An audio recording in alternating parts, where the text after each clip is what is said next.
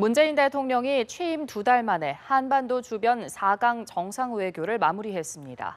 공통 이슈인 북한 문제에 있어서 상당 부분의 의견 일치를 끌어내는 동시에 한반도 이니셔티브를 확보했다는 점이 성과로 평가됩니다. 이경희 기자입니다.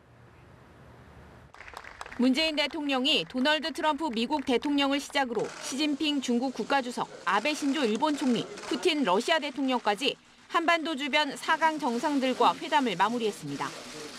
취임 58일 만으로 국정농단 사태로 반년 이상 이어진 정상 외교 공백을 빠른 속도로 메웠다는 평가가 나옵니다. 특히 최대 동맹국인 미국 트럼프 대통령과는 정상회담에 이어 G20 만찬까지 일주일 새 2차례나 만나며 우리 주도의 한반도 문제 해결에 대한 지지와 함께 확고한 공조 태세를 확인했습니다.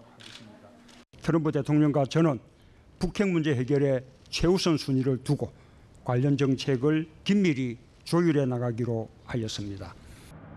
북한의 ICBM 도발 직후 잇따라 가진 중국, 일본, 러시아 정상과의 회담에서도 북한에 대한 압박을 최고조로 끌어올리는 동시에 대화를 통해 북핵 돌파구를 찾는 노력을 병행한다는 데 공감대를 이뤘습니다.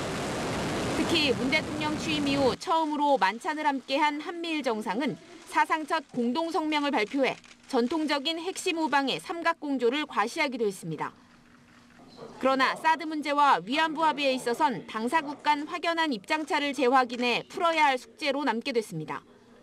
문 대통령의 사드 보복 중단 메시지에 시 주석은 한중 관계 장애물을 제거해야 한다며 사드 배치 철회로 응수했고 아베 총리에겐 우리 국민이 위안부 합의를 수용하지 못하고 있다며 재협상 메시지를 던졌지만 합의는 이행돼야 한다는 기존 입장만 들었습니다.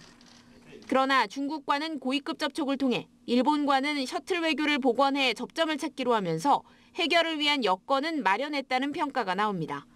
연합뉴스 TV 이경우입니다.